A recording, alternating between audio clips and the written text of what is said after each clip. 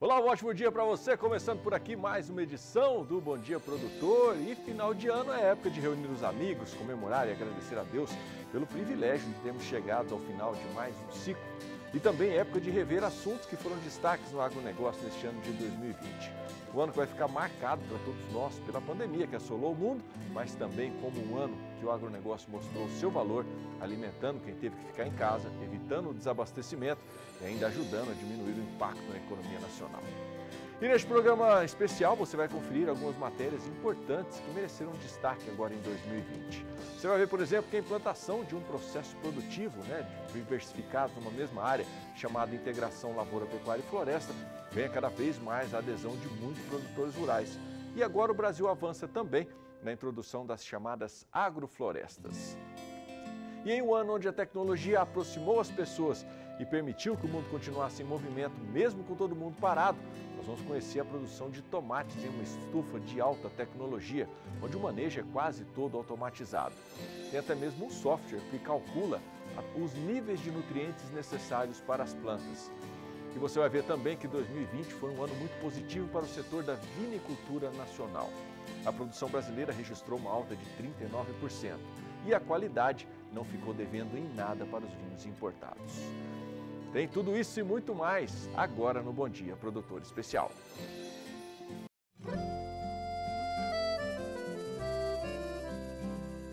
Acorda que o galo já cantou e o sol já vem fazer brotar mais um novo dia. Lenha no fogão, café pra esquentar e a bicharada no quintal. Bota pra molhar, tira leite no curral, arreia o cavalo, tem gado pra campear.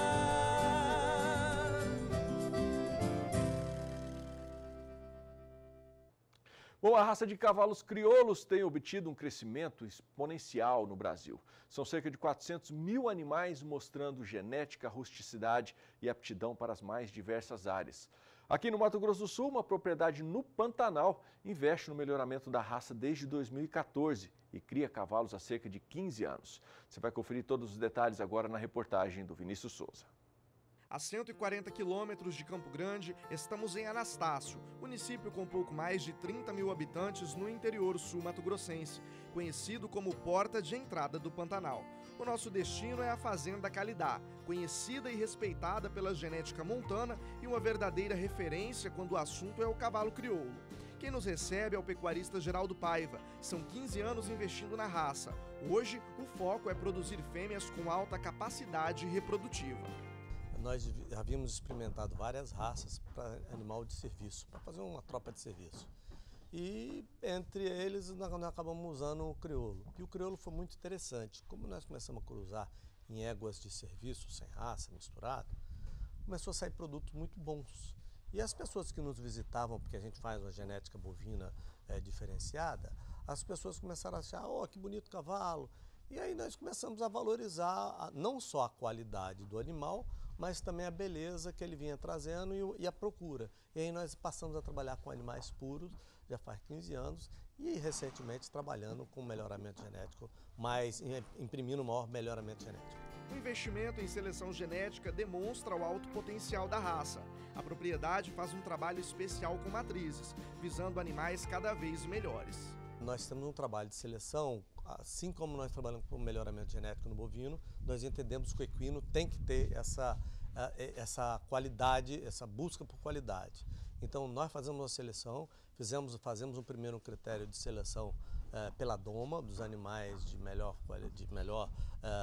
serviço, porque a nossa doma é basicamente a doma vaqueira.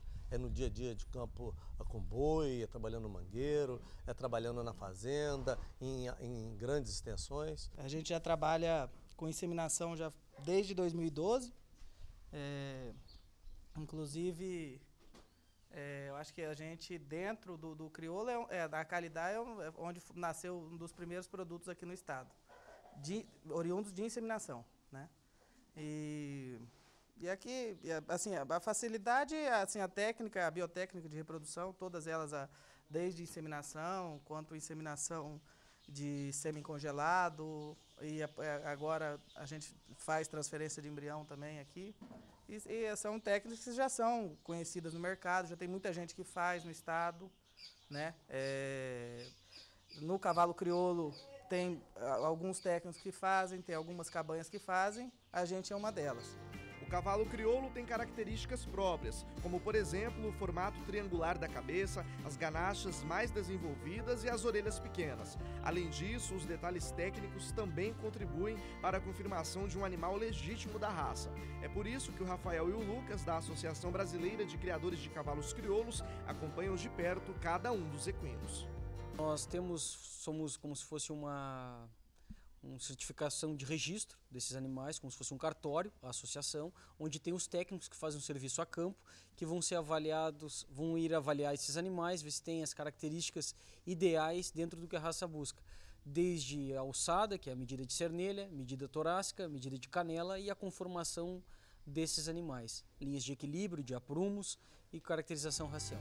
Em números totais, hoje a raça é uma das maiores do país. São cerca de 400 mil animais espalhados pelos estados brasileiros. Um dos principais pontos que contribuem para esse crescimento é a variabilidade genética, somando para a potencialização. Ele tem uma relação muito grande com a pecuária, principalmente pela aptidão vaqueira que tem. Ele vem crescendo muito nas regiões de criação de gado e de pecuária. Então o Centro-Oeste não foi diferente, principalmente o Mato Grosso do Sul, ele teve os maiores índices de crescimento da raça nos últimos anos. Para uma criação de sucesso, a gente sabe que existem pilares que são fundamentais. Falando do cavalo crioulo, a gente entende que uma das principais funções aí para que o animal seja criado da melhor maneira, primeiro é a genética, a nutrição e principalmente a mão de obra. O Edilson, que está aqui do meu lado, vai falar para a gente um pouquinho disso, porque ele já trabalha aqui na Calidá faz algum tempo. Edilson, qual que é a principal dificuldade que vocês encontram na mão de obra com o cavalo? Olha, no momento eu não sei dizer dificuldade, né? Porque são uns cavalos bem dóceis, uns cavalos bons de trabalhar no campo, de boa função, resistente, né? Então não tem dificuldade, né? São uns cavalos bem tranquilos de trabalhar. E na hora de fazer a doma? Olha, na hora de fazer a doma, esses cavalos a gente começa a domar eles com 2 anos de idade. E a gente usa ele no serviço para inseminação, negócio de ATF, transferência de embrião. E a gente trabalha com 2 animais por peão. E isso entra semana e sai semanas. E eles aguentam o ralo bastante. São uns cavalos de bastante resistência. Altamente preparada. É assim que se define a raça crioula. Animais dóceis, de fácil adaptabilidade e rústicos. Seja para competições ou no trabalho do dia a dia no campo, como essas imagens que você vê na tela, o animal exibe todo o seu potencial.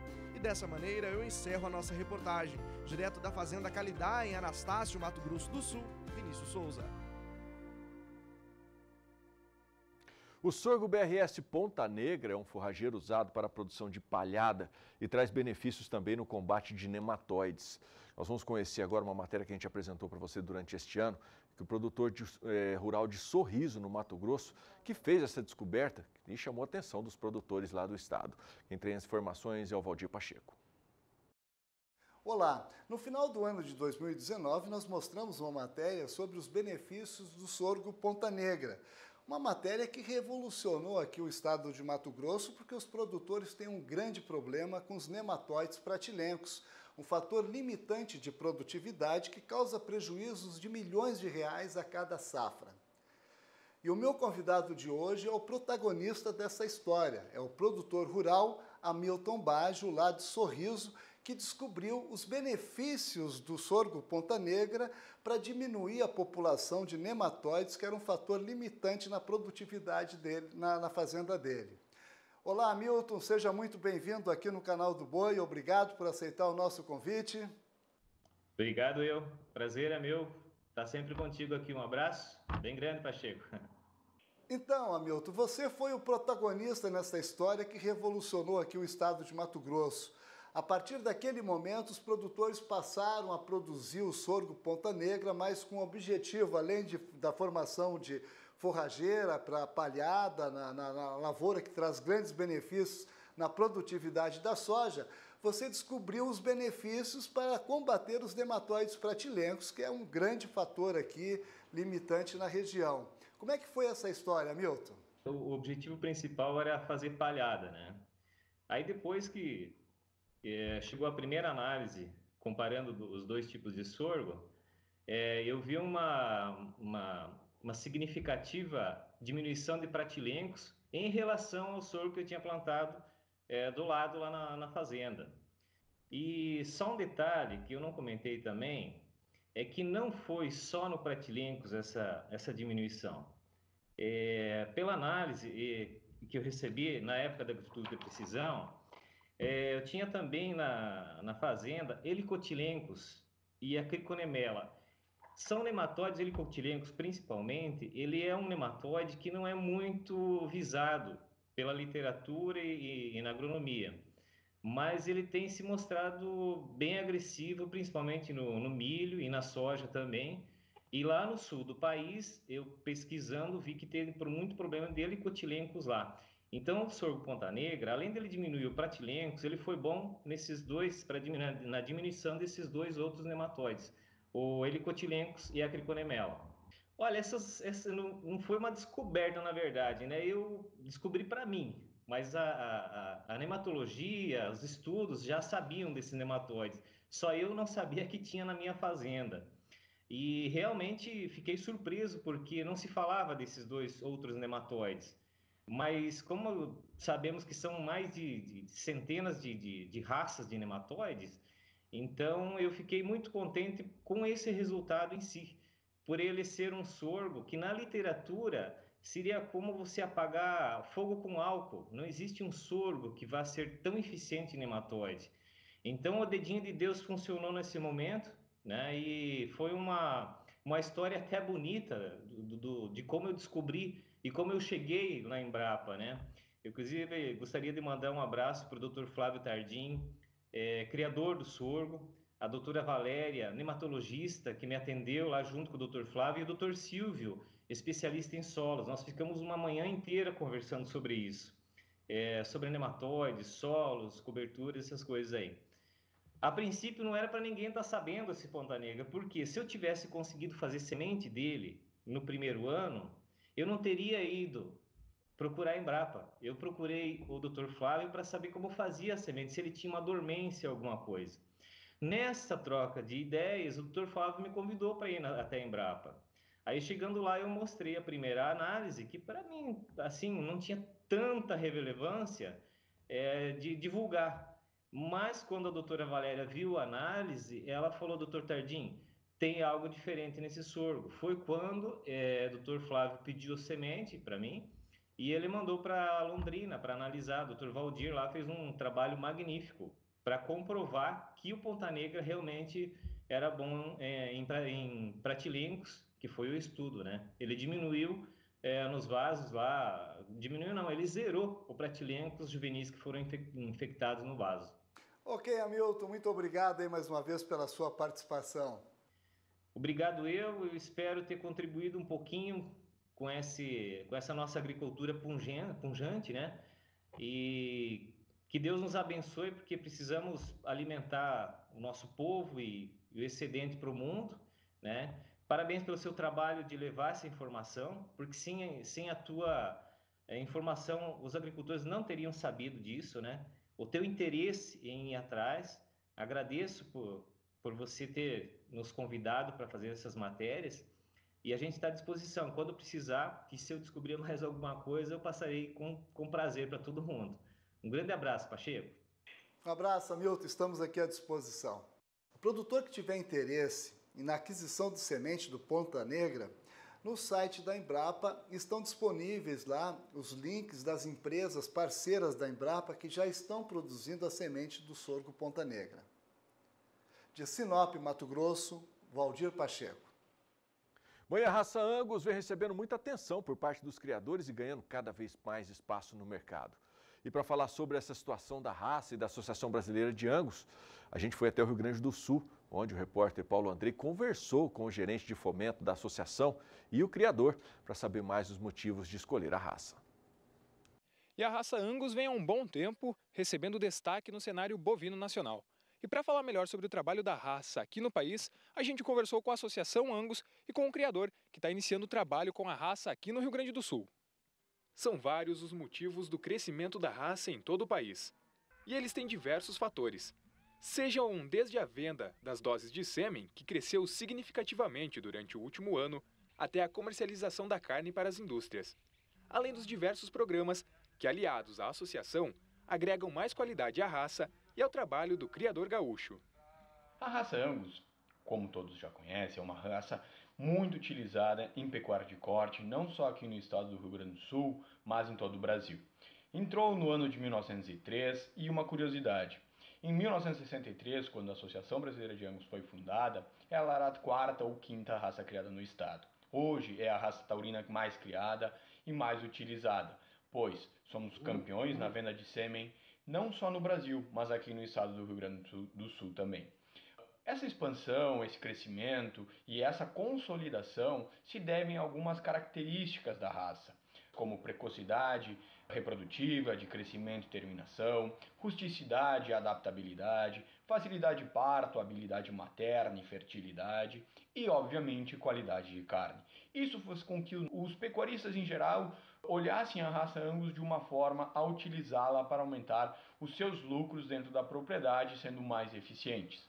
Além disso, uma raça de corte necessita ter variedade genética, e isso a raça Angus tem de sobra, pois é uma raça cosmopolita, onde nós podemos utilizar genéticas de diversas partes do mundo para a formação da raça, bem como foi feito com a raça Angus e o que produziu animais muito bem adaptados aos nossos sistemas de produção.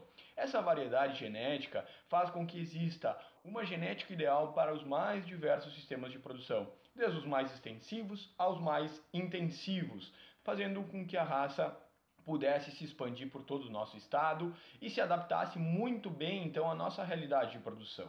Além disso, o programa da carne Angus, que surgiu em 2013, hoje é o maior programa de carne de todos certificados do Brasil, fez com que o criador da raça pudesse escoar sua produção tendo uma bonificação na parte final do processo, ou seja, quando ele entrega seus animais na indústria, chegando até 10% acima do valor de mercado. Os nossos diferenciais como raça aqui para o estado do Rio Grande do Sul são o seu fácil poder de adaptação aos mais diversos sistemas de produção, há uma genética produzida por muitos anos aqui no estado, já muito bem adaptada, e isso é um trabalho muito árduo do nosso selecionador, que desde 74, além da sua seleção fenotípica através da avaliação do seu desempenho fenotípico, ou seja, suas características raciais, vem utilizando os dados do Programa de Melhoramento de Bovinos de Carne, o PROMEBO, nosso programa oficial, para fazer a seleção de animais de maior desempenho, ou seja, animais que ganham mais peso, animais que produzem carne de melhor qualidade. O criador, quando ingressa na raça Angus, existem diversas formas dele estar próximo à associação. A forma mais simples é entregando seus produtos para o programa da carne Angus dentro das nossas empresas parceiras. Outra forma bastante simples é se tornar sócio da Associação Brasileira de Angus, Quando um criador se torna sócio da associação, a associação fomenta uma visita de um dos nossos inspetores técnicos com o intuito de orientar a seleção, de orientar a criação, o manejo e como trabalhar com a raça Angus. A associação não para. Para manter esse patamar e para continuar crescendo, nós estamos trabalhando sempre na vanguarda do que há de mais tecnológico para a raça Angus em todo o mundo. Hoje nós podemos falar que temos um programa de melhoramento muito bem constituído. Esse ano estaremos lançando a DEP genômica e estaremos lançando uma característica muito interessante. É o único programa de melhoramento da raça Angus no mundo que vai ter essa característica, que é a resistência ao carrapato. A gente sabe que as raças taurinas sofrem muito com esse ectoparasita e a gente vem trabalhando junto ao criador buscando alternativas para um combate. E um deles é a seleção de animais geneticamente resistentes, o quais nós estaremos lançando essa DEP ainda este ano. Outra novidade é a abertura de novos parceiros dentro do programa Carne Angus, abrindo maior o leque de oportunidades aos nossos usuários para entregar seus animais com um valor diferenciado. Além disso, nós temos as provas de eficiência alimentar, que buscam selecionar animais alimentarmente mais eficientes, ou seja, animais que aproveitem melhor o alimento, que produzam com menos, produzam mais com menos, produzam na vertical o novo sistema de produção, que busca maior lucratividade e menor impacto ambiental. Eu falo sem dúvida alguma, que a raça Angus ela vem trabalhando dia a dia para que cresça mais, para que se expanda mais, e eu não tenho dúvida em falar para vocês que o caminho da pecuária do futuro é a raça Angus. No interior da Boa Vista do Cadeado, aqui no Rio Grande do Sul, o criador de Angus, Saul Hernandes, destaca a precocidade da raça como um fator decisivo para ela ganhar espaço no Rio Grande do Sul e se mostra satisfeito com o resultado obtido. O principal diferencial que eu vi é a precocidade em relação ao ganho de terneiros. O tempo de gestação da vaca é o mesmo, só que ela te dá com menos tempo, com menos tempo eu tenho ganho de terneiros, né? Em relação, por exemplo, vou fazer um comparativo com o gado charolês. É um gado que já teve seu ápice também, nós já tivemos aqui na fazenda na época do meu pai. Com o Angus, praticamente, eu consigo tirar 2 terneiros em relação ao charolês, que me daria 1, nesse curto espaço de tempo, assim, de sair do cio, emprenhar, ganhar. E sem falar na carne, né, Paulo? A carne é... Bom, eu sou suspeito de falar, mas é espetacular, né? Tu tendo uma matriz boa, um touro bom, tu consegue um marmoreiro muito mais fácil do que tu teria com outros gados, né? Então, para mim, essa é a principal característica que eu vi neles para eu poder criar e não me arrependo, porque tu consegue um bom preço no mercado, tu tendo eles certificados, tu consegue uma bonificação, vendendo para frigorífico, é uma carne que aceita em qualquer lugar do país. Eu vejo reportagens dos caras que estão levando Angus lá para cima, do Mato Grosso, para cruzar com o Nelore, para ter um ganho de uma carne meio sangue, mas a carne se diferencia muito. O cruzamento industrial também te dá bastante ganho de peso e carcaça. Então, para mim, essa é a principal coisa que me fez ter o Angus e continuar acreditando no Angus. E sempre vou ser assim, até que me provem ao contrário. A gente fala de melhoramento genético, tudo investe bastante, né, no melhoramento da raça, cada vez investindo mais. Quais os próximos passos que tu pretende ter, né, para melhorar cada vez mais, não somente a qualidade do rebanho, mas também da produção de carne que tu... Paulo, a gente fala o refinamento, né? Aqui no meu caso, os touros a gente sempre troca eles, vai sempre procurando a melhor genética do touro ou da inseminação, para a gente ir com o tempo e vamos aprimorando, até chegar, não no que a gente quer, porque às vezes o que a gente quer tem sempre um melhor, né? Mas sempre buscando melhorar e ter mais qualidade. Bom, tem intervalo comercial chegando por aqui e você pode participar desta edição do Bom Dia, tá? Só pegar o telefone, ligar aí para mandar sua mensagem, ligar para o 998631001. No próximo bloco você vai ver que o Brasil avança na introdução das chamadas agroflorestas. Fique por aí, ainda tem muita coisa boa para você neste especial do Bom Dia Produtor. Eu volto já. Estamos de volta. E a implantação de processos de produtivos diversificados numa mesma área já tem adesão de muitos produtores rurais brasileiros. É debatida a implementação da integração lavoura, pecuária e floresta, a ILPF. Agora o Brasil avança também na introdução das chamadas agroflorestas. E há projetos implantados que já ganharam prêmios após avaliação de pesquisadores em economia e agronomia, como o do cafeicultor, que produz ainda banana, castanha e madeira numa mesma área. O Walter Puga Júnior falou sobre agrofloresta com o premiado Walter Ziantoni, da Preta Terra, empresa especializada em implantação de produção agrícola diversificada. Acompanhe a entrevista, vale muito a pena.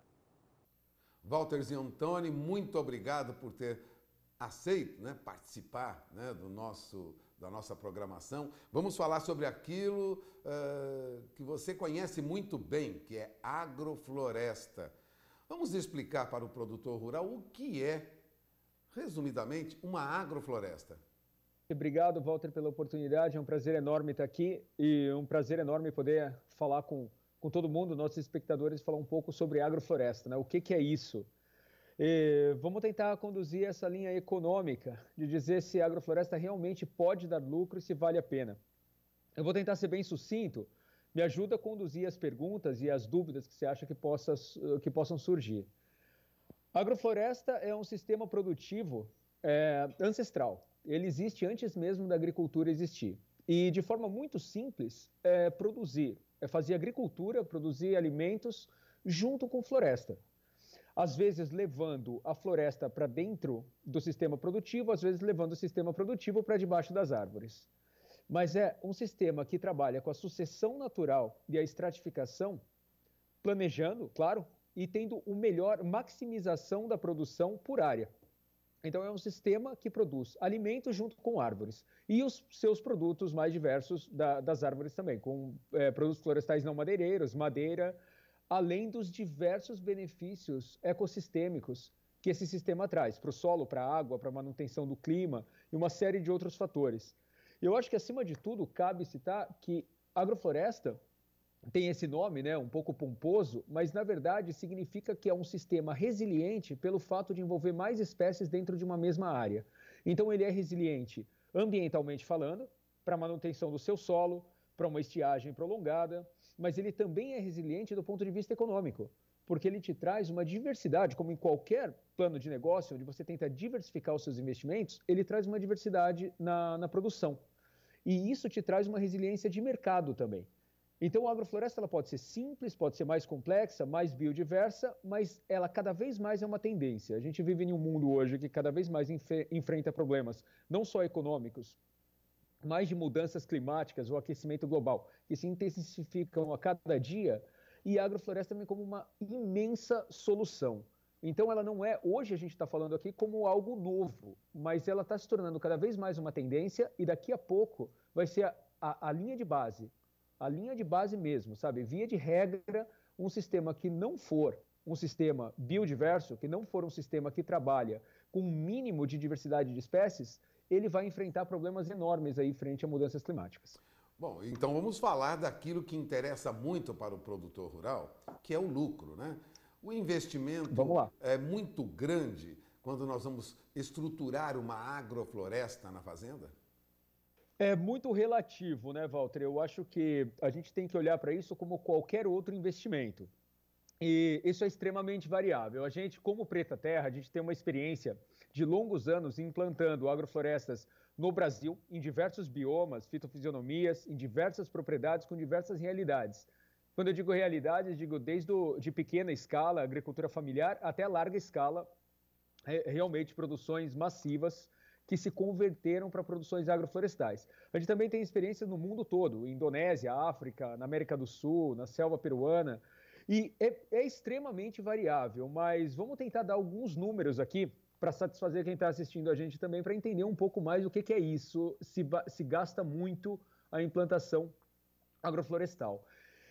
Ela vai variar, claro, dependendo que espécie você usar, porque se a gente falar de uma espécie de alto valor agregado, uma noz, uma macadâmia, uma outra castanha, ou se a gente falar de uma madeira nobre, que tem pouca diversidade, que tem pouca disponibilidade de mudas no mercado, a gente pode estar, ou mesmo oliva, por exemplo, como alguns sistemas que nós implantamos no Rio Grande do Sul, a gente pode estar falando de mudas que custam de 30, 40, 50 reais. Se a gente usar espécies, se a gente usar eucalipto na nossa agrofloresta, falar de uma muda de 40, 50 centavos, vai variar completamente. Mas vamos dizer que a gente gira, em média, de 15 a 25 mil reais por hectare, sendo que a gente já implantou com agricultura familiar na Amazônia, por exemplo, em Juruti do Pará, a gente implantou mais de 20 unidades agroflorestais com um custo de menos de 5 mil reais por hectare. Então, é variável, mas eu só complementaria essa resposta dizendo que o que a Preta Terra faz é planejar sistemas que são modulares e replicáveis, sempre utilizando insumos de baixo custo, tentando entender o contexto do produtor para a redução desses custos de implantação. Você é especialista nisso, estudou no Reino Unido, é mestre em agrofloresta no Reino Unido, ou seja, conhece com profundidade a implantação de agrofloresta. A rentabilidade começa, o lucro começa depois de muito tempo, além do investimento? Na verdade, não, Walter. Na verdade, ele começa muito antes. Vamos pensar assim, esclarecendo um pouco melhor o que é agrofloresta, né? Se você implantaria grãos, vamos pensar de forma bem simplista, se você implantaria grãos de qualquer forma, se você passa a implantar o grão, suponha, por exemplo, o sistema ILPF, onde você entra no início com grãos e com as árvores e depois lá na frente entra o gado. Vamos pensar em uma agrofloresta muito simples, onde junto com o grão você considere também o plantio de árvores árvores de serviço, produtos florestais não madeireiros ou mesmo produção de madeira lá na frente. A única diferença que vai ocorrer aí é o fato do seu custo maior de implantação em função dessas mudas, um custo maior em função do preparo do terreno para a entrada dessas mudas e a manobrabilidade das máquinas, a adaptabilidade da entrelinha ou da rua em função da linha, mas desde que seja tudo bem planejado, o seu lucro vai ficar igual. Você vai ter a colheita da espécie anual no mesmo momento que ela ocorreria, com a diferença de que, ao invés de você renovar o sistema inteiro, ele está migrando para um sistema muito mais produtivo, com um prêmio de preço muito maior. Então vamos lá, para a sua resposta para ir bem direto, normalmente, se você gira em torno de um payback ao redor do 4º ao 6º ano, mas se você considerar grãos logo no primeiro ano ou uma espécie anual, seja qual for, você já começa, às vezes, o custo de formação do sistema se paga no primeiro ou no segundo ano, por experiência, baseado nos casos que a gente já modelou economicamente. Você tem um caso muito especial que envolve uma produção de café na região de Minas Gerais, se não me engano, uma região especial, e é um caso positivo. O que vocês fizeram nessa fazenda de café? Esse case que você se refere, ele chama Café dos Contos. A gente tem vários cases de café. Esse é um case muito especial, Walter, porque ele ganhou um prêmio. Ele ganhou o prêmio Novo Agro, ele ganhou o primeiro lugar no Brasil inteiro em sustentabilidade, que foi um prêmio, né, um concurso promovido pelo Banco Santander e pela Exalc. Então, esse case nosso de implantação, ele passou por um crivo da Exalc USP, de um crivo técnico. E depois a modelagem financeira que nós fizemos desse sistema passou pelo crivo do banco, pelos economistas. E ele ganhou o primeiro lugar no Brasil todo. O que nós fizemos lá? Nós fizemos uma implantação muito simples. O produtor, no caso, tinha uma demanda muito clara. Ele queria que fosse um sistema agroflorestal, ele queria produzir café especial em uma região já privilegiada, pela altitude, pelo terreno, pelo know-how em café, mas ele queria ter um café ainda melhor, um café que não fosse apenas um café especial, que não fosse apenas orgânico, mas que fosse agroflorestal, tanto pelo prêmio de preço quanto pela resiliência climática que esse café ganharia. E daí a demanda dele foi muito simples, ele não tinha como gastar muito mais com manejo, como agregar um manejo muito complicado nesse sistema. Então ele falou, como é que eu faço para o meu café se tornar agroflorestal com o mínimo de manejo e que ainda tenha uma espécie que, além do café, seja também carro-chefe e que me gere uma renda maior ou igual àquela que o meu café especial vai dar. Então, o que a Preta Terra fez foi criar esse design modular, replicável, elástico, com manejo de baixo custo, envolvendo uma castanha e banana, e como espécie de serviço o ingá. Então, nós fizemos um sistema muito simples, que as árvores do sistema eram as macadâmias, que tem um alto valor agregado, junto com esse café.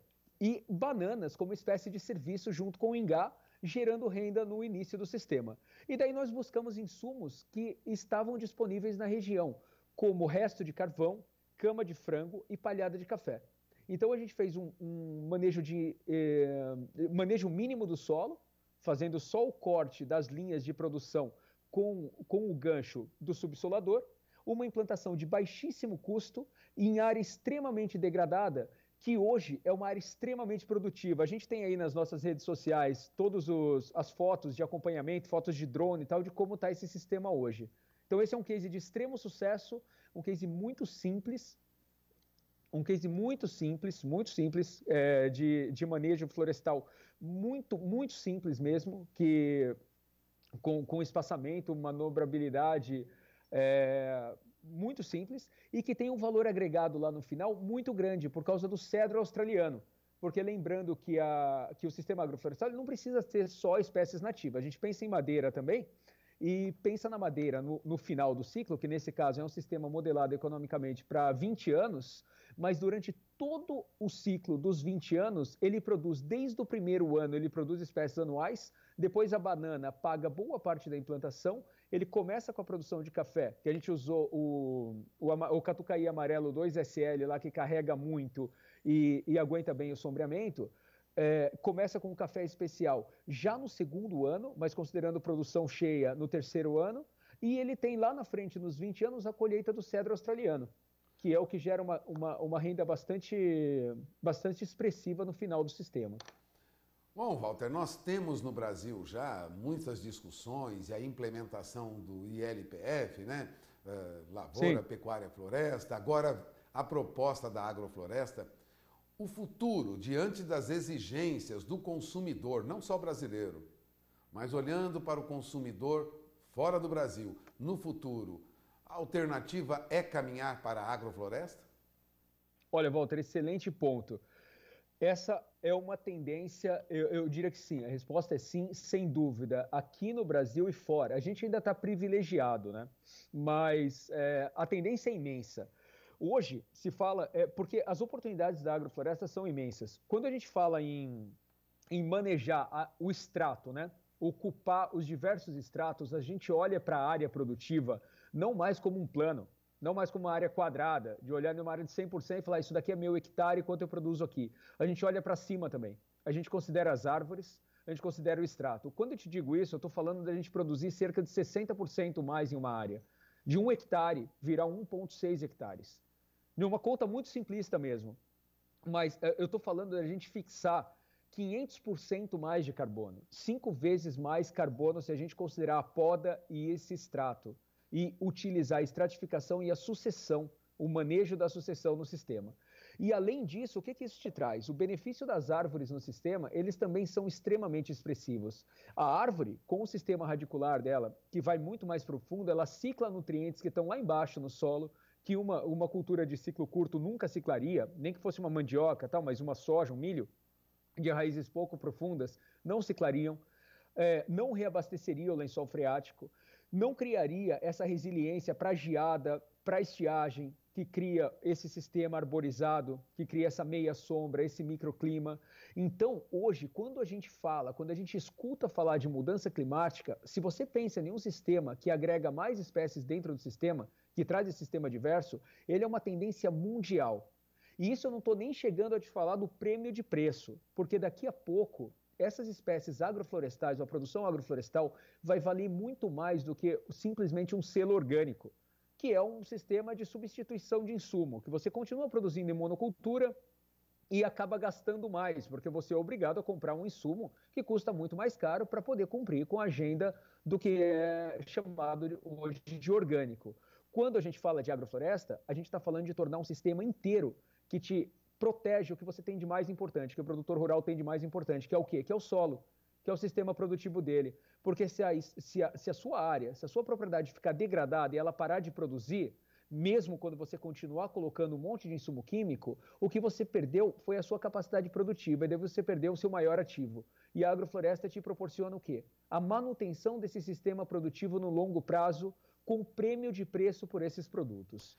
Então, quando eu te devolvo esses valores aqui de produtividade, eu estou falando baseado na linha de base, tá? Baseado no commodity. Quando a gente começar a pensar do que o consumidor está buscando hoje, aqui e lá fora, esses preços vão ser muito maiores. Bom, você está ouvindo, acaba de ouvir, né, o Walter Ziantoni, mestre em agrofloresta, estudou na Bangor University, lá no Reino Unido, tem cases no Brasil. Nós vamos conversar mais sobre esse assunto daqui a algumas semanas. O Walter tem muitas informações. Eu agradeço a sua entrevista, Walter. Muito obrigado, Walter, aí também. Foi um prazer enorme. Sempre que tiver perguntas sobre agrofloresta, estamos disponíveis e tem muita informação nas nossas redes sociais. É Preta Terra, tá bom? A Embrapa Cerrados inova na forma de analisar o solo. A análise de solo convencional considera somente a parte física e química do solo. Agora, a nova tecnologia da Embrapa inclui componentes biológicos nessas análises. São os chamados bioindicadores, que avaliam a saúde do solo. Tem mais informações para você na reportagem do Mauro Andrade. Bioindicadores são componentes biológicos ligados à capacidade produtiva do solo e que não eram considerados nas análises de solo convencionais. Agora, com a nova tecnologia da Embrapa, inédita no mundo, estas enzimas passam a ser consideradas para medir a atividade biológica desse solo. Eu conversei com Ieda Mendes, ela é pesquisadora da Embrapa Cerrados, sobre esse tema. Acompanhe. A tecnologia de bioanálise de solo desenvolvida pela Embrapa consiste na agregação de duas enzimas, a beta-glicosidase e a lisofatase, às análises de rotina de solos.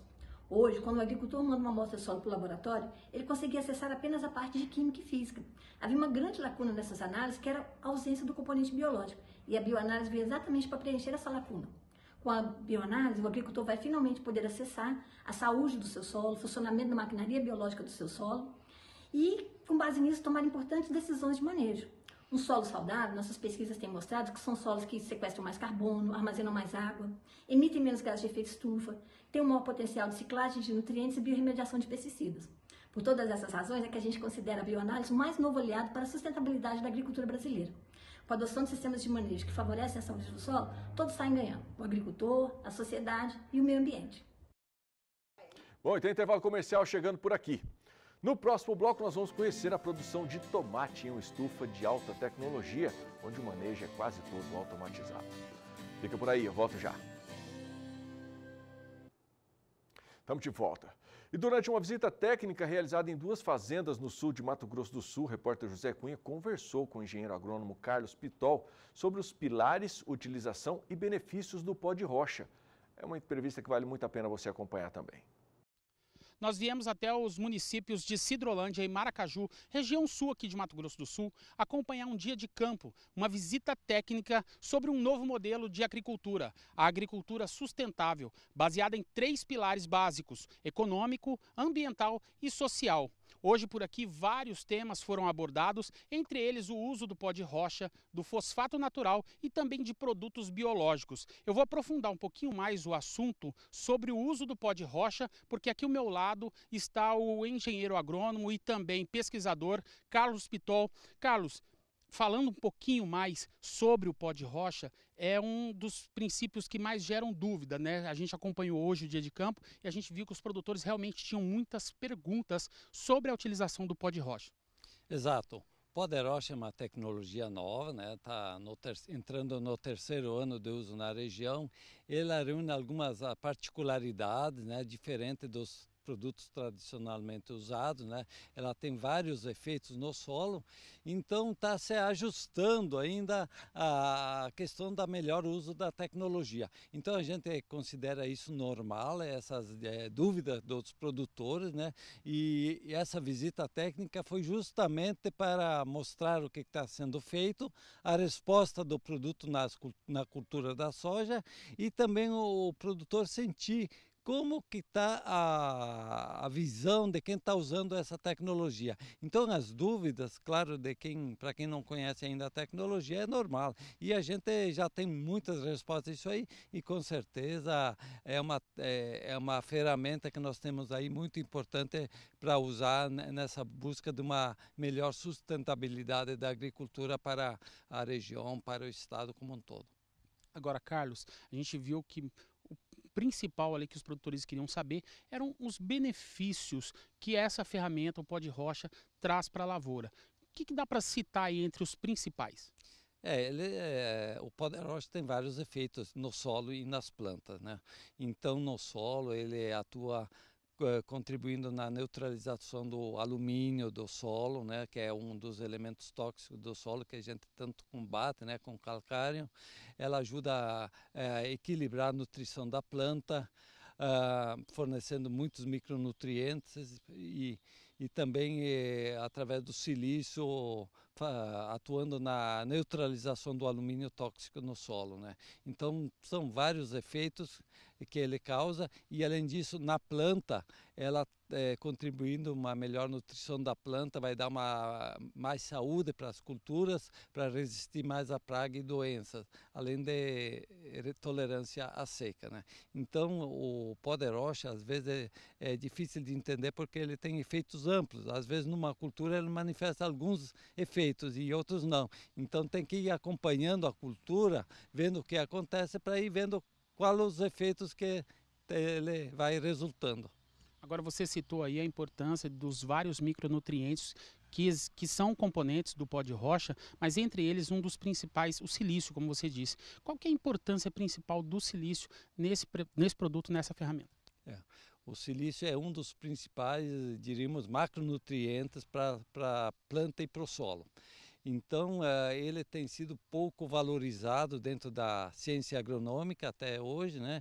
Mas ele é de fundamental importância para dar resistência à planta, tanto à seca como a questão de pragas e doenças, né? E além de ser um elemento nutricional que é importante não só para a planta, mas também para os animais que consomem os produtos da agricultura, né? Outro assunto também muito debatido foi a questão do calcário.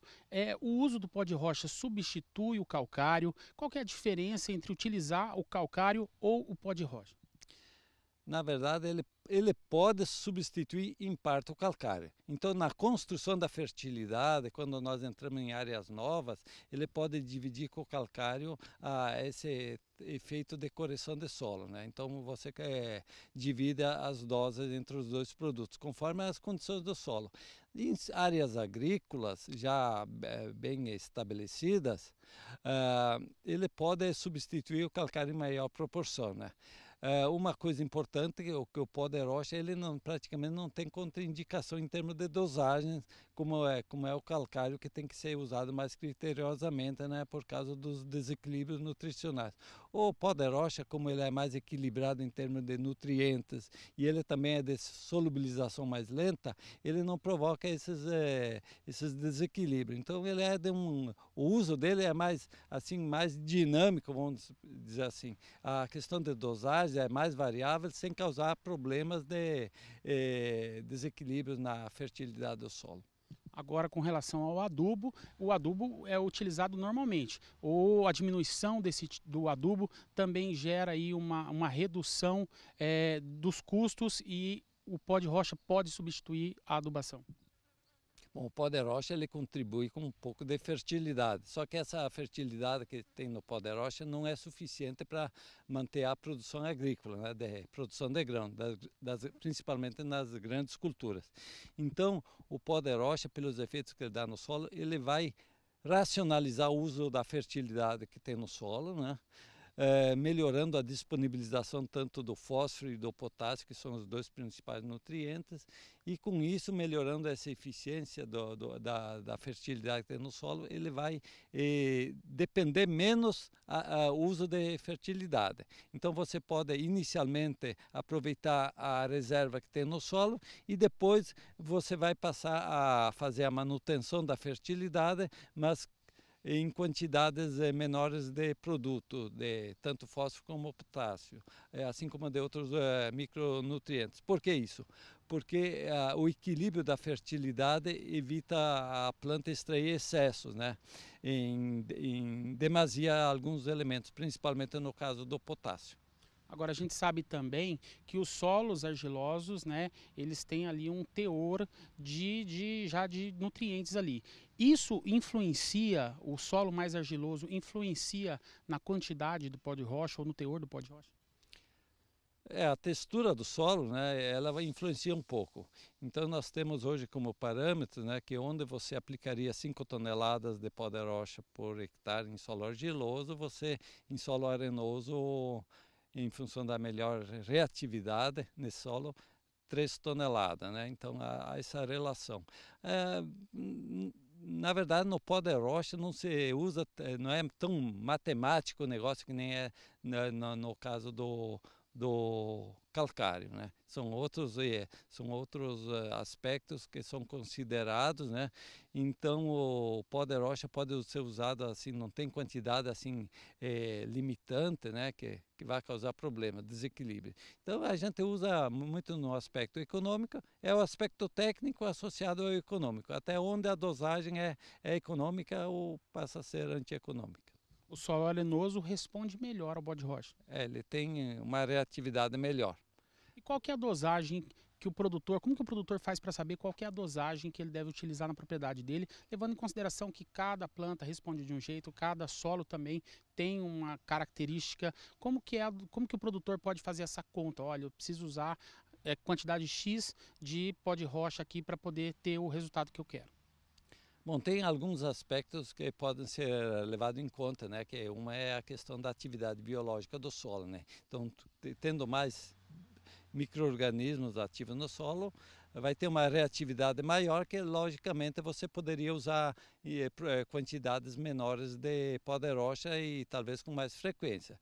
Mas são questões meio relativas porque tem a influência do aspecto operacional também, né? Sempre que você vai fazer uma operação de distribuir pó de rocha, você vai ver se vai jogar uma quantidade menor ou maior, conforme a sua capacidade operacional.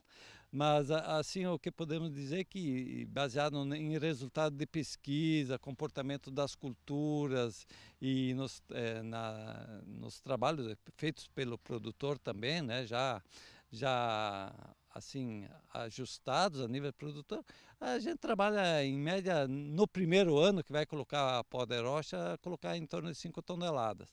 E aí, depois de 4, 5 anos, que voltaria a colocar mais pó de rocha nessa área. Isso serve também para o produtor que trabalha no modo convencional de agricultura e está migrando para o modo sustentável? Quanto tempo ele leva para ver um resultado realmente? Olha, tem casos aí que no primeiro ano nós já observamos os resultados, porque eles podem aparecer de várias formas, durante o desenvolvimento da cultura, na fase final do ciclo da cultura, e às vezes se reflete em produtividade já no primeiro ano. Mas geralmente não se espera aumento de produtividade no primeiro ano, né? Geralmente é a partir do segundo ano que esses benefícios começam a surgir. Bom, e a gente segue falando de solo por aqui. O solo brasileiro tem como principal característica a baixa fertilidade. Isso influi na produção e a Agência de Desenvolvimento Agrário e Extensão Rural, Agraer, desenvolveu uma pesquisa sobre o uso do fosfato na pastagem. E é a repórter Kali Rodrigues quem vai nos trazer informações para você, porque ela foi conhecer esse experimento e você confere os detalhes agora. É em Campo Grande, Mato Grosso do Sul, que está sendo conduzida a pesquisa que visa avaliar o efeito de diferentes doses de fosfato natural de rocha.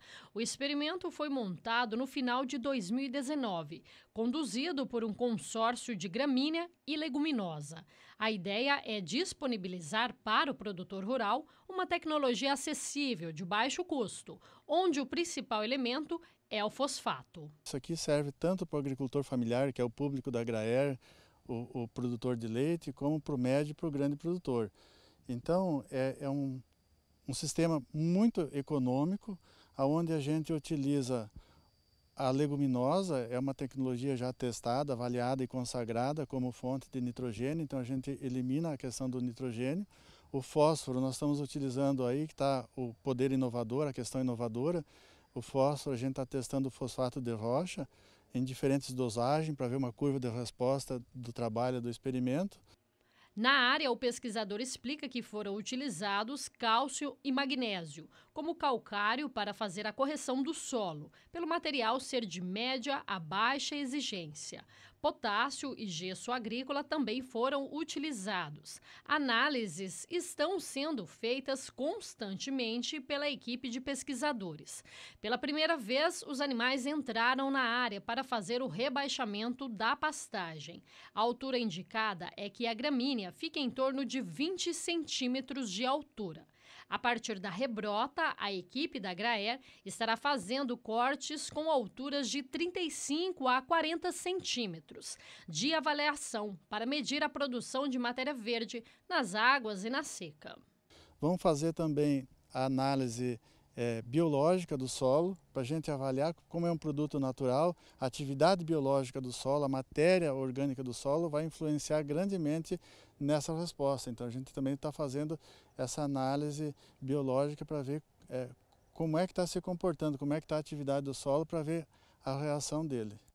A área total do experimento é de 3.000 metros quadrados. O material utilizado é o piatã e estilosantes. A ideia é que em até 5 anos já se tenha os resultados da pesquisa, que serão divulgados por meio de boletins.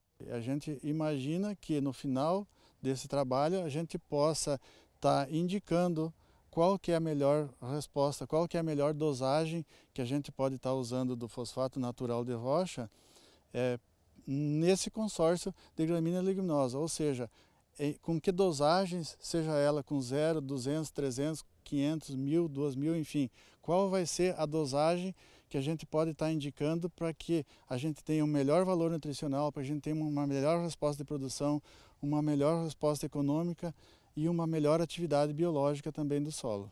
Os trabalhos já mensuraram que a tecnologia é recomendada na utilização de áreas degradadas, problema enfrentado em várias regiões brasileiras. A pesquisa sozinha não avança, as parcerias entre instituições públicas e privadas por aqui fazem a diferença. Temos a participação da empresa Eden, que está produzindo hoje o fosfato de rocha, que está financiando a parte de recurso financeiro do projeto. Nós temos colegas aqui dentro que são mais especialistas nessa parte do silvopastoril, na parte da produção, que estão prestando colaboração também no projeto. Nós temos especialistas na área de solos aqui dentro da Graer, que junto com a universidade, a UEMS lá de aqui da UAN, o professor está dando uma grande colaboração nos trabalhos aqui dentro. Além disso, nós temos também os pesquisadores da Embrapa, que também estão nos auxiliando aqui nos trabalhos. Além dos nossos servidores aqui da Graer, nós temos, cabe lembrar aqui, os reeducandos do sistema prisional, que eles têm prestado, através do convênio com o governo do estado, um grande trabalho aqui dentro, nos auxiliando com mão de obra para ser possível a realização desses trabalhos que vocês estão vendo aqui hoje. Aqui nós estamos associando uma gramínea com uma leguminosa. Você tem uma fixação de nitrogênio, basicamente pela leguminosa. Você tem a forragem, que é o volume de pasto pela gramínea. E com isso você consegue produzir carne, produzir leite a um custo muito barato. Ou seja, retorna para o produtor brasileiro, em termos no aspecto econômico. Então, o Brasil é um país que gerou tanta tecnologia tropical, mas nós temos milhões de produtores rurais que não têm acesso a ela. Por isso que aqui no Canal do Boi nós sempre estamos prestigiando isso, mostrando isso. Para quê? Para que ele veja um caso de sucesso, só que tem 90 dias, 100 e poucos dias plantado. Você vê o vigor. No Brasil, a cada ano, cerca de 1,5 milhão de hectares de pastagens são transformadas em áreas de agricultura. A tecnologia do experimento poderá ser utilizada na atividade. Ele planta uma leguminosa, planta uma gramínea, pastoreia, bota o gado dele e no ano seguinte ele tem uma cama excepcional para ele fazer plantio direto, ou seja, tem palhada e já tem um volume de matéria orgânica muito significativo embaixo da terra, com as raízes dessa braquiária, ou seja, é uma tecnologia que vem de encontro àquilo que se prega, ou seja, a sustentabilidade. Do ponto de vista econômico, é um custo razoável, factível. Do ponto de vista de meio ambiente, você transforma uma área degradada numa área produtiva. E do ponto de vista social, você gera emprego, gera renda e gera alimentos. De Campo Grande, Kaile Rodrigues. Bom, nós vamos conhecer agora a produção de tomate em uma estufa de alta tecnologia, onde o manejo é quase todo automatizado. Com tecnologia israelense, onde o software calcula de 5 em 5 minutos até mesmo os níveis de nutrientes necessários para as plantas. É mais uma reportagem que você acompanha, produzida pelo Mauro Andrade. Uma estufa que controla automaticamente as condições ambientais, como temperatura, umidade e luminosidade, para que a planta desenvolva plenamente todo o seu potencial produtivo. Nós estamos numa estufa de tomate de alta tecnologia, 100% condições controladas. E eu vou conversar com Alexandre Turquino, que é engenheiro agrônomo responsável por essa estufa, e nós vamos conhecer como que é o manejo do tomate aqui dentro. Alexandre, 100% automatizada, como é que isso funciona? Essa estufa, como eu te falei agora há pouco, essas plantas são atletas de alta performance. O que significa isso? Você dá a condição ideal para ela produzir o máximo possível e mais longevidade. Então, uma planta dessa produz em torno de 6 meses e normal é de 2 meses, né? Então, você dá a temperatura, a umidade perfeita, a adubação perfeita. Luminosidade também. Então, o que acontece? A gente tem um software, né, que controla tudo. Tudo está interligado nesse software. As informações que a gente coloca no software, que é? A gente tem uma estação meteorológica fora da estufa, e dentro da estufa. Com essas informações que mede temperatura, velocidade do vento, direção do vento e luminosidade, esse software ele deixa aqui dentro da estufa um clima ideal para o tomate e adubação também ideal para crescer e para ver essas plantas lindas que estão aqui com essa produção perfeita. Importei esse software de Israel, o computador, né, o software de Israel, e a estrutura é francesa. Uma empresa francesa chama Richelle. Então, a gente tem aqui no Brasil representante dessas duas empresas. Então, eu fiz essa soma aí dessa estrutura, que você vê a altura dessa estrutura. A gente tem aqui um pé direito, que a gente fala, de 6 metros, né? E lá em cima chega até a 8,5 metros. Então, é muito alta essa estufa. Então, a gente pode controlar o clima muito melhor. Essa estufa produz 10 vezes a mais por um simples aspecto. Eu produzo muito mais longevidade. Eu colho em torno de 6 a 7 meses colhendo. E uma estufa normal colhe em torno de 3 meses, né? E a colheita é muito maior. Então a gente pode falar que aqui nessa estufa de altíssima tecnologia é 10 vezes mais a produção. Apesar da estufa ser quase toda automatizada, alguns manejos ainda necessitam de funcionários. O que eu preciso de funcionário? A colheita, né? A colheita é manual, né? E o plantio é manual e o tutoramento da planta também é manual. Né, o enrolar nos fetilhos, tem que desbastar alguma coisa, então essa parte é tudo manual. Mas 80% é automático, que é a fertirrigação, a adubação, abertura de janela, fechamento de janela, não precisa ninguém ficar apertando o botão, nada. É automático. É tudo automático, né? E sem erro, né? Isso que é importante. Falando de adubação, as pessoas têm muita preocupação e tem um conceito de que o tomate é exigente em agrotóxicos, em produtos para combater pragas, bactérias, fungos. Como é que é o teu manejo, especificamente falando de sanidade? O nosso manejo aqui, eu não preciso usar os insumos, né? Inseticidas, fungicidas, esses normais, tradicionais, né? Então aqui é um controle biológico. Por quê? Porque a estrutura permite isso, né? Aqui é vedado, então não entra inseto. Alguns insetos que entram, eu vou no controle biológico, nos inimigos naturais dele, né? E o fungo a mesma coisa. Então eu não uso inseticida e nem fungicida dentro dessa estufa. Então você poderia dizer que é um tomate orgânico? É livre de agrotóxicos, porque o orgânico, a lei do orgânico tem que plantar no solo. Então eu planto no vaso, que eu acho que é muito melhor, né? Uhum. Então assim, são vários tópicos do orgânico. Então esse conceito é orgânico, mas é livre de agrotóxico. Boas práticas. Exatamente, é sustentável, é um produto sustentável. E agora falando da nutrição especificamente, as plantas precisam do famoso NPK, nitrogênio, fósforo e potássio.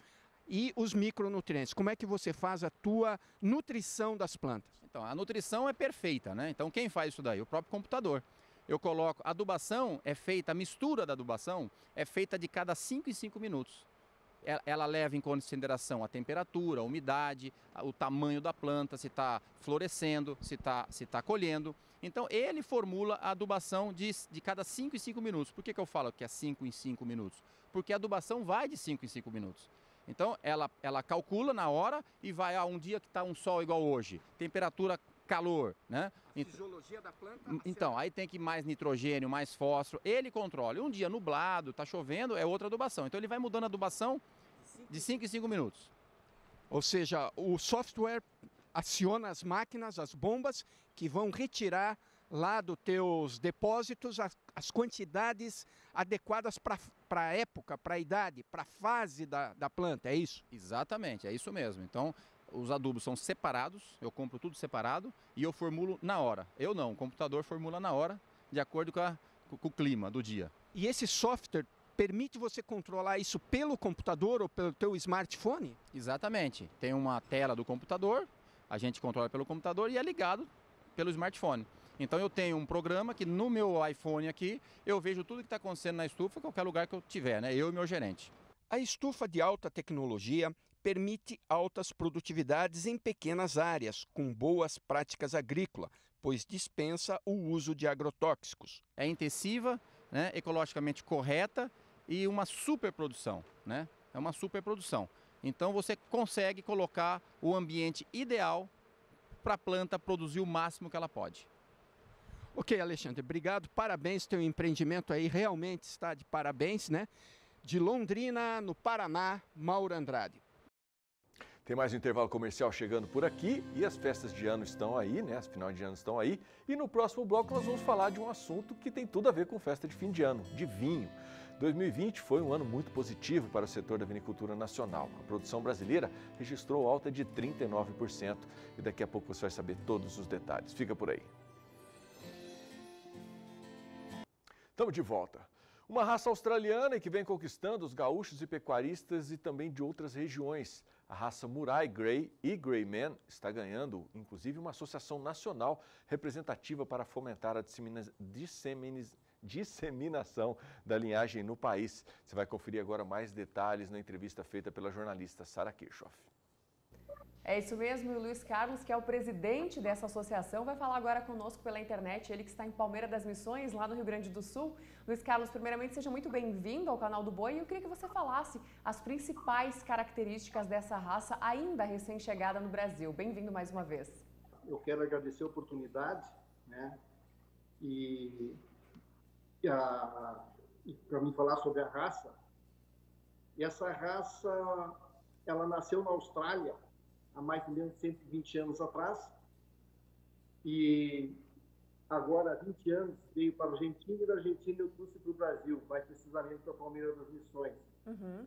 É uma raça com uma característica muito interessante, ela é muito precoce, ela tem a pelagem clara, né, branca, prateada, e a mucosa escura. É uma raça que vai se adaptando muito bem aqui e no norte do Brasil também, nós temos em diversos estados aí, ela está muito bem adaptada.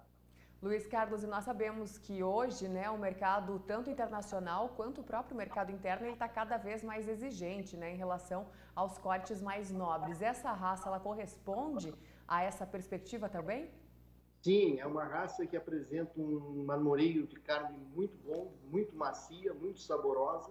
E a gordura subcutânea é baixa, é pequena, entendeu? Então ela torna a carcaça mais bem aproveitada. Certo. E se a gente for comparar ela com alguma raça que existe hoje no Brasil já há mais tempo, qual que seria a mais próxima dela? Olha, o Brasil está bem servido de raças, né? Mas a mais próxima dela seria o Angus. O Angus. Ela venceu uma mutação genética do Angus, praticamente, entende? Ela surgiu do Angus. Luiz, e hoje então vocês estão dando início a essa associação, né, para fomentar a raça no Brasil. Quantos pecuaristas que fazem parte, quantos pecuaristas trabalham com essa raça hoje e em quais regiões do país, além do Rio Grande do Sul, é claro? Essa raça está no Paraná, né? São Paulo, Minas Gerais, Goiás, Mato Grosso, Rondônia. E qual que é a perspectiva de vocês? A nossa perspectiva é muito boa, porque ela aguenta o calor, ela é uma raça muito dócil, né, e precoce, e faz 7 anos que tem essa raça já em Rondônia, na cidade lá de Cabixi, Vilhena, no Mato Grosso, na cidade de Comodoro, e que é o cruzamento com o Nelore, o Brahma, né, e que forma a raça Greyman, uma raça sintética.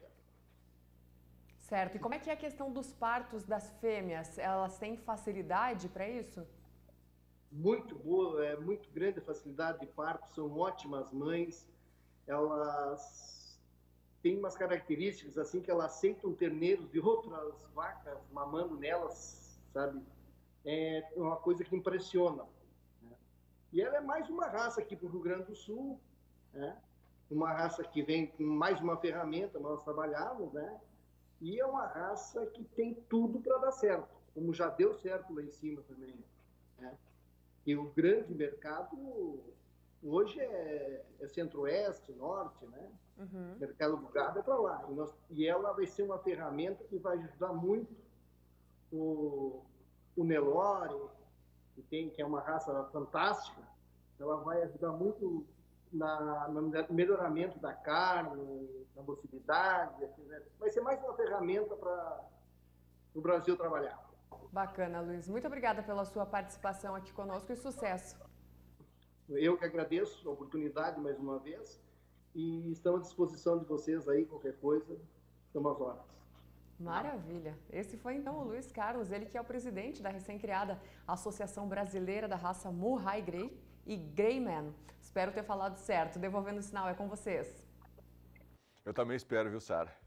Você é uma daquelas pessoas apaixonadas por vinhos? Valoriza mais a produção brasileira ou o que vem de fora? Bom, o que nós vamos ver agora é que o nosso vinho genuinamente brasileiro está em alta. E nesse período de pandemia aí que o brasileiro teve que ficar em casa, a bebida foi uma boa opção para fazer companhia. Com a produção de Naira Silva e reportagem de Rosa Cabral, vamos de vinho?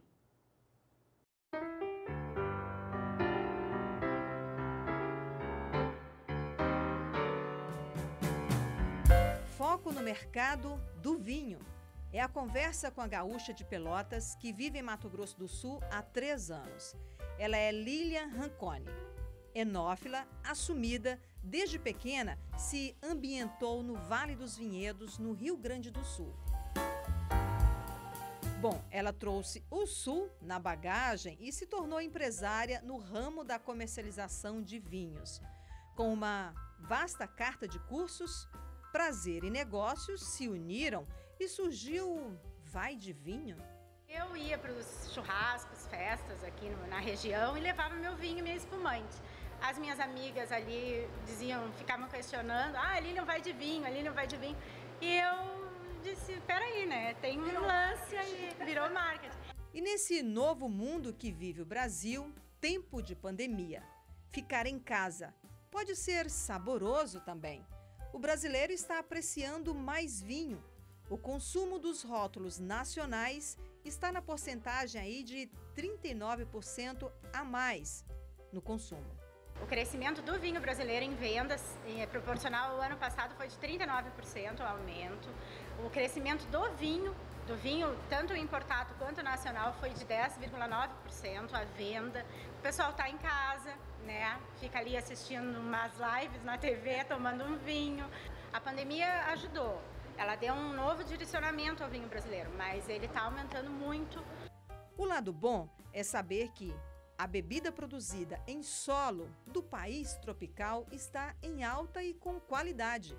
Aquela história do Rio Grande do Sul ter sido colonizada pelos italianos e alemães, responsáveis pela produção do vinho colonial, do Velho Mundo, ficava 90% da produção em território gaúcho. As coisas mudaram. Aí vem o novo mundo. A modernidade atravessou o caminho e fez a ponte para a mudança do perfil do produtor que chegou ao consumidor. Como está acontecendo agora, que está consumindo vinho brasileiro, veio nesse novo perfil de conhecer o consumidor. Então, eles estão fazendo um vinho mais leve, um vinho que dá para tomar em qualquer hora do dia e não necessariamente aquele vinho mais encorpado, que de repente o pessoal do Brasil todo estranhava. Eu não gosto de vinho porque o vinho é assim, é assado. Então, assim, esse novo consumidor está podendo consumir esse produto novo. Então, qualidade a gente sempre teve, a gente está tendo agora um novo perfil. O produtor está investindo em tecnologia, então, assim, o nosso vinho ele não tem o que perder para nenhum vinho importado, porque a tecnologia nós estamos indo buscar lá fora. Então, assim, o vinho da Itália, né? A nossa tecnologia vem de lá. Então, assim, a gente tem como fazer um vinho bom. Está investindo em recursos humanos, em profissional, enólogo. Hoje em dia eles estão contratando enólogos também do mundo. Está vindo enólogo de lá para trabalhar aqui nas grandes vinícolas. Por mais belo e elegante que pareça ser falar sobre esse universo engarrafado, se esbarra em gargalos. Por exemplo, você sabia que os vinhos da Argentina e os chilenos entram no Brasil livres de impostos? Então, a cadeia produtiva por aqui pode sentir ainda mais quando os vinhos europeus também se beneficiarem do livre comércio entre os dois blocos. A solução poderá ser o Modervits, um fundo criado pelo governo que receberá dinheiro do Imposto sobre Produtos Industrializados, o IPI, que incide sobre vinho e será destinado às ações de inovação e modernização do setor. No planejamento, são 130 milhões para ajudar os produtores brasileiros. Pelos dados do IBRAVIN, Instituto Brasileiro do Vinho, 200 mil pessoas, e mais de 1.100 vinícolas integram o setor no Brasil. A base da cadeia no Rio Grande do Sul, líder no ranking nacional de produção, é a agricultura familiar. E aquele que acelera a nossa balança comercial, o dólar, em alta, aqueceu o produto interno e, de certa forma, deixou a mercadoria internacional mais na reserva. Até deu uma quebrada nessa questão do imposto, então assim, o vinho hoje importado ele está bem mais caro em relação, né, a 6 meses atrás, em questão do dólar. Mas o imposto é uma briga que tem várias discussões. O governo tem que se dar conta que nós temos que apoiar o produtor brasileiro, né? O produtor nacional. A gente quer ser conhecido como um país também do vinho e não apoia essa questão da tributação. Então são coisas que não estão batendo, né? Mesmo assim, com toda a tributação, o vinho nacional de altíssima qualidade, ele compete até em questão de preço, muitas vezes ele ganha do vinho importado. É só questão de paradigma, quebrar paradigmas. Por mais que fale, né, no preço do vinho nacional, um vinho nacional top de linha, um ícone de uma vinícola, ele muitas vezes é bem mais barato que o top de um ícone da vinícola internacional.